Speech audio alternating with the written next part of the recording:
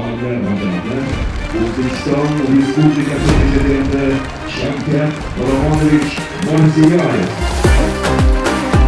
Siz azizlarni ko'p millatli butun xalqimizni qadimiy va hamisha navqiron bayram Navro'zi olam bilan chin yurakdan samimiy muborakbod etaman.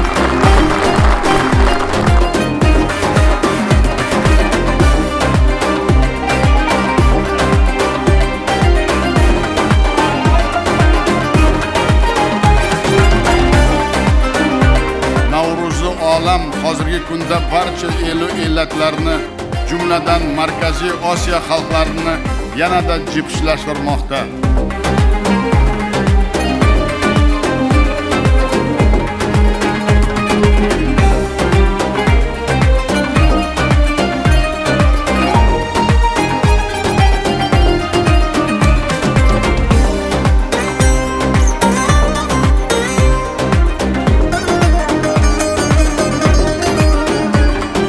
Bizning kuchimiz birlik va ahillikda, qudratimiz vatanga mehr va sadoqatda, yutug'imiz o'zimizga bo'lgan yuksak ishonchimizdadir.